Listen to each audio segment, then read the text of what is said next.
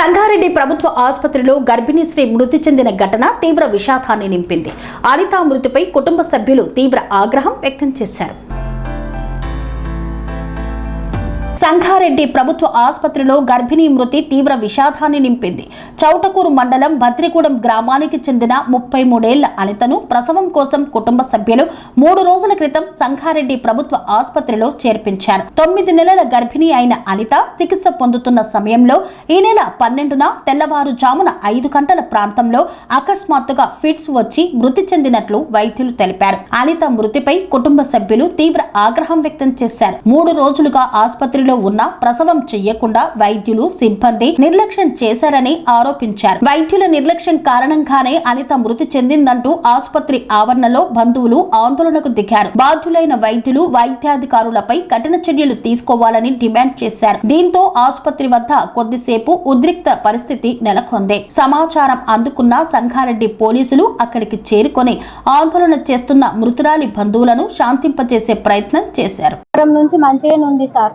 వచ్చినప్పటి నుంచి టెస్టులు చేస్తూనే ఉన్నారు. Heart BP scanning blood test అన్నీ చేసిరు సార్. అన్నీ మంచిగా వచ్చినాయి సార్. ఏం రాలేదు. ఇప్పుడు పొద్దున ఆపరేషన్ చేస్తామన్నారు సార్. పొద్దున మళ్ళీ నైట్ మత్తు డాక్టర్కి అందరికి కలిసిరు సార్. అందరికి కలిస్తే అంత బాగానే ఉంది, అన్ని టెస్టులు చేసినాం, అంత బాగానే ఉంది అన్నారు. అన్నీ మంచిగా ఉన్నాయి. పొద్దున్న 9-10 గంటలకు ఆపరేషన్ చేస్తామన్నారు సార్. పొద్దున చూసారు పేషెంట్ని బయటకు పంపించి అంబులెన్స్లో వేస్తున్నారు. ఇక ఫస్ట్ ఇప్పుడు ఏదన్నా ప్రాబ్లం ఉన్నదంటే మేము బయటకు తీసుకుపోతుంటాం కదా సార్. బయటకు తీసుకోవో ఎన్ని పైసలు అయినా నేను లేపుకుంటుంటే కదా నా చెల్లెల్ని. మరి ప్రాబ్లం ఉంటే ప్రాబ్లం ఉన్నదని చెప్పాలి కదా వాళ్ళు. ఇప్పటి వరకు బాగానే ఉంది, పొద్దున ఆపరేషన్ చేస్తాం, అన్ని రెడీ పెట్టుకుందామని చెప్పారు సార్. అయినప్పుడు ఎవరికమైనా నమ్ముతామా నమ్మమ్మా సార్? మరి ప్రాబ్లం ఉందని చెప్తే నేను వేరే హాస్పిటల్ గుంటపోతుట్టి కదా, మరి ఎందుకు చెప్పలేరు సార్? ఇప్పటిదాకా మంచిగానే ఉన్నది. నైట్ తిన్నది, నిన్న పొద్దున్న ఈ టైంకి ఇడ్లీ తినిపించినాం సార్. వాకింగ్ చేసింది, నైట్ వాకింగ్ చేసింది, నైట్ అన్నం తిన్నది. పొద్దున్న డెలివరీ ఆపరేషన్ చేస్తే తినొద్దు కదా సార్. నైటే తిను, పొద్దున్న ఏం తిననియరా అని చెప్పిన. డాక్టర్లే పట్టించుకోలేరు, అసలు రానియలేరు సార్. ముందుగా ఒకసారి వస్తే కూడా రిపోర్ట్ తీసి బయట పడేసిరు సార్. ఓపుకోవాలి, నార్మల్ డెలివరీ కాదు ఆపరేషన్ అవుతుంది అంటే మళ్ళీ పోయి ఇంటికాడ వారం రోజులు ఉండి తోలుకొచ్చిన సార్. మళ్ళీ 1 రోజు 2 రోజులు ఆమె ఇబ్బంది పడితేనే ఇటుకు తోలుకొచ్చినాక అడ్మిట్ చేసుకున్నారు సార్. సోమవారం రోజు పొద్దున్నే తోలుకొచ్చిన, అడ్మిట్ చేసుకున్నారు. అడ్మిట్ చేసుకున్నాక పొద్దున్న తోలుకొచ్చిన నుంచి ఆమె నడుములు కడుపు నొప్పితోటి ఇబ్బంది పడితే నైట్ 6 గంటల వరకు బెడ్ కూడా ఇవ్వలేరు సార్. బెడ్ అన్ని ఉండి సుధరాయిస్తలేదు, పండుకుంటుంది అంటే నర్సులు ఓపుకోవాలి. మీ ఇంటి ఇల్లు అనుకున్నావా ఇది? బెడ్ ఇంట్లో వండుకున్నట్టు అనుకున్నావా? మా ఇష్టం ఉన్నప్పుడు ఇస్తాం, కాలు అయినప్పుడు ఇస్తాము, ఓర్చుకోవాలి, ఓర్చుకోండి పోండి బయట. కానీ బయటికి దొబ్బేసి రిపోర్ట్ తీసి పడేసింది సార్. ఆ నర్సులను కూడా నేను గుర్తుపడతా. అన్ని బయట పడేసిరు సార్. రిపోర్ట్ బయట పడేసినాక ఈడ ఇద్దరు మాకు తెలిసిన వాళ్ళు ఉంటారు, ఇంట్లోనే పనిచేస్తారు సార్. వాళ్ళిద్దరిని కలిసినాము. కలిస్తే వాళ్ళు పెద్ద డాక్టర్ దగ్గరికి కూడా పోయిరు సార్. పోయి మాట్లాడిరు, మత్తు డాక్టర్ తోటి మాట్లాడిరు, మేడం తోటి మాట్లాడితే ఈరోజు ఆపరేషన్ చేస్తామని మళ్ళీ ఇప్పుడు ఏమి ఇవ్వలేరు సార్. నైట్ 12 గంటల వరకు హార్ట్ బీట్ చెక్ చేసిరు, మళ్ళీ టెస్టులు చేసిరు. అన్ని రిపోర్ట్లు ఉన్నాయి సార్ మా దగ్గర, అన్ని మంచిగానే ఉన్నాయి. ఇప్పుడు పొద్దున్న ఆపరేషన్ చేస్తామని చెప్పి శవంని తెచ్చి బయట పెట్టి. ఈరోజు సంగారెడ్డి ప్రభుత్వ ఆసుపత్రిలో గత 3 రోజులుగా ఒక పేద పేషెంటు, దళిత వర్గానికి చెందిన పేషెంటు పేరు అనిత, ఆ అమ్మాయి డెలివరీకి ఇక్కడికి అడ్మిట్ అవ్వడం జరిగింది. ఆమె ఈ 10 గంటల రాత్రి వరకు కూడా పూర్తి ఆరోగ్యంగా ఉన్నది, అన్ని టెస్టులు కరెక్టే ఉన్నాయని చెప్తున్నారు. కానీ ప్రభుత్వం డాక్టర్లు ఒక్కరు కూడా వచ్చి, ఈ నర్సులే తప్ప డాక్టర్లు వచ్చి ఆమెను పరిశీలించింది లేదు, ఆమె గురించి వాకప్ చేసింది లేదు. అయితే ఆల్ ఆఫ్ సడన్ 10 గంటల వరకు బాగుందని చెప్పేసి ఆపరేషన్ చేస్తామని చెప్పి ఆ సకాలంలో చేయని కారణంగా డాక్టర్ నిర్లక్ష్యంతో ఈరోజు అనిత అనే అమ్మాయి, పేద అమ్మాయి పాపం ఆమె అసలు బాసిన పరిస్థితి ఉంది. దీన్ని మేము తీవ్రంగా భారతీయ జనతా పార్టీ దళిత మోర్చా తరఫున ఖండిస్తా ఉన్నాము. అయితే మన గౌరవ దామోదర్ రాజేశ్వరం గారు వారి యొక్క నియోజకవర్గం సంబంధించిన అమ్మాయి, కనీసము ఆ నియోజకవర్గం అమ్మాయిని కూడా కనీసమైన సౌకర్యాలు కల్పించకుండా, ఎలాంటి ఆదరణ లేకుండా ఈ విధంగా జరగడం శోచనీయము. ఇలాంటి విషయాలు ఇప్పుడే కాదు, గతంలో కూడా ఈ జోగిపేటలో ఒక డాక్టర్ వాళ్ళు ఇంకో డాక్టర్ డ్యూటీ చేయడంతో నిర్లక్ష్యంతో పేద విద్యార్థులకు పేద రోగులకు ఇబ్బంది జరుగుతూ ఉంటాయి. కాబట్టి దీన్ని మేము తీవ్రంగా ఖండిస్తున్నాము. అయితే ఈ విధంగా ఈ అమ్మాయి చనిపోయిన కారణంగా ఆ అమ్మాయికి న్యాయం జరిగే వరకు మేమంతా ఇక్కడే ధర్నా చేస్తూ ఇక్కడే మేము పోరాటానికి సిద్ధంగా ఉన్నాము. ఆమెకి న్యాయం జరగాలో గవర్నమెంట్ ఆలోచించాలని మేము కోరుతా ఉన్నాం. సూపరింటెండెంట్లు దీనికి బాధ్యులైన డాక్టర్లు వారి యొక్క నిర్లక్ష్యం మూలంగానే ఈ విధంగా జరిగింది. ఆ అమ్మాయి చనిపోవడం జరిగింది. కాబట్టి వెంటనే సూపరింటెండెంట్తో పాటు డ్యూటీ డాక్టర్లను వారి చర్య తీసుకొని సస్పెండ్ చేయాలని మేము భారతీయ జనతా పార్టీ దళిత మోర్చా డిస్ట్రిక్ట్ ప్రెసిడెంట్గా డిమాండ్ చేస్తా ఉన్నాను. అనిత నా భార్య.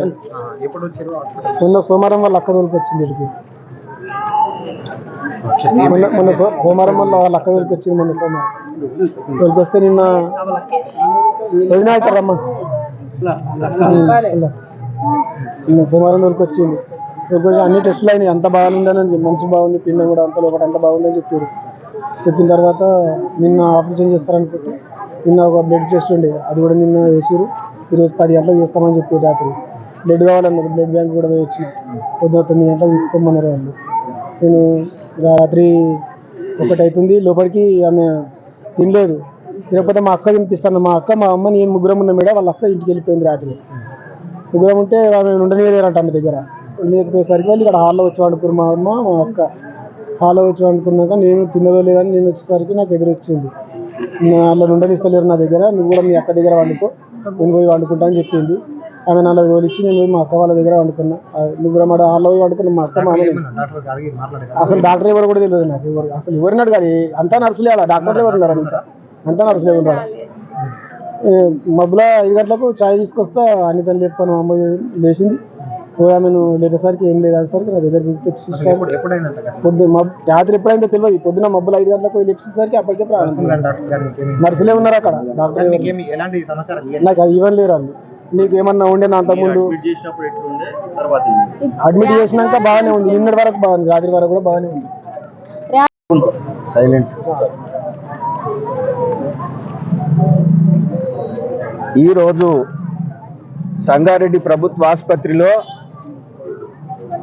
బొమ్మరెడ్డిగూడెంకు బద్రిగూడెంకు సంబంధించిన అమ్మాయి ఒక ఎస్సీ మాదిగ కుటుంబానికి చెందిన పేద కుటుంబానికి చెందిన అనిత. ఆమె నాకు వరుసకు మనమరాలు అవుతుంది. నా యొక్క మనమని భార్య మొదటి కాన్పులో ఈ ఆసుపత్రికి తీసుకురావడం జరిగింది. సోమవారం రోజు ఇందులో జాయిన్ చేయడం జరిగింది. ఆ జాయిన్ చేసినప్పటి నుండి కూడా కేవలం నర్సులు తప్ప డాక్టర్ల పర్యవేక్షణ లేదు ఇక్కడ. ఇక్కడ కూడా ఏందనంటే అవినీతిమయమైనటువంటి ఆసుపత్రిగా ఈరోజు గుర్తింపు పొందుతుంది. మరి ఈ యొక్క జిల్లాకు సంబంధించి మరి మన మంత్రి గారు ఆరోగ్య శాఖ మంత్రిగా ఉన్నారు. మరి వారికి నేను విజ్ఞప్తి చేస్తున్నా ఏందనంటే ఈ ఇంత పెద్ద ఆసుపత్రి మెడికల్ కాలేజీగా తీర్చిదిద్దినటువంటి ఈ సందర్భంలో మరి డాక్టర్లు అవినీతికి పాల్పడుతూ డబ్బులు ఇచ్చినటువంటి వాళ్ళకే చేయి పట్టుకొని చూస్తున్నారు. మిగతా వాళ్ళను నిర్లక్ష్యం చేస్తూ మరి చనిపోయే విధంగా జరుగుతున్నటువంటి సందర్భం ఈరోజు మేము చూస్తూ ఉన్నాం. మరి 3 రోజులుగా అమ్మాయి అన్ని రకాల ఆరోగ్యంగా ఉన్నప్పటికీ రాత్రి 2 గంటలకు కూడా అమ్మాయి వాకింగ్ చేసినటువంటి సందర్భము మరి వాళ్ళ భర్త చెప్తా ఉన్నాడు. మరి అయినప్పటికీ కూడా మరి ఏదైతే ఆపరేషన్ చేసి ఉంటే అమ్మాయి లేదా బతికేటటువంటి పరిస్థితి ఉండే. మరి డబ్బులు ఇప్పుడు ఇక్కడ కూడా అబ్బాయి ఉడితే 3,000, అమ్మాయి ఉడితే 2,500 మరి జుట్టు కట్టి వసూలు చేస్తున్నటువంటి పరిస్థితి కనిపిస్తూ ఉండే. ఆ రకంగా ఇస్తేనే మంచిగా చూస్తున్నారు అనేది కూడా ఇక్కడ చాలా మంది పేషెంట్లు చెప్తా ఉన్నటువంటి సందర్భం. కాబట్టి సూపరింటెండెంట్ గారు కూడా మరి ఇలాంటి అవినీతి పరులైనటువంటి డాక్టర్లను కానీ ఈ నర్సులను కానీ పైసలు వసూలు చేస్తున్నటువంటి ఇక్కడ బోర్డులు ఎవరికి డబ్బులు ఇవ్వద్దని బోర్డులు పెడుతున్నప్పటికీ కూడా డబ్బులు ఇస్తేనే మంచిగా చూస్తున్నారు అనేది చాలా విషయాలు మాకు తెలుస్తూ ఉన్నాయి. కాబట్టి ఇలాంటి పరిస్థితి ఈ రకంగా కొనసాగితే చాలా మంది పేదలు ఆసుపత్రిని నమ్ముకొని వస్తున్నటువంటి వాళ్ళు మరి చనిపోక తప్పదు. మరి మందులు కూడా సక్రమంగా ఇవ్వడం లేదని చెప్పేసి తెలుస్తా ఉన్నది. కాబట్టి మేము దళిత చైతన్య వేదిక రాష్ట్ర అధ్యక్షుడిగా నేను డిమాండ్ చేస్తా ఉన్నా, విజ్ఞప్తి కూడా చేస్తా ఉన్నా. ఆసుపత్రులకి పేదలు వస్తారు, పేదలకు మంచి మెరుగైన వైద్యం అందించాల్సినటువంటి బాధ్యత ఇక్కడ ఉన్నటువంటి డాక్టర్లది కానీ సూపరింటెండెంట్ది కానీ ఒకవేళ పనిచేయకపోతే మరి ఏదైతే ఆరోగ్య శాఖ మంత్రి గారు ఉన్నారో వాళ్ళని అందరినీ సస్పెండ్ చేసి మంచి సేవ చేసినటువంటి డాక్టర్లను నియమించాలని చెప్పేసి ఈ సందర్భంగా విజ్ఞప్తి చేస్తా ఉన్నాం.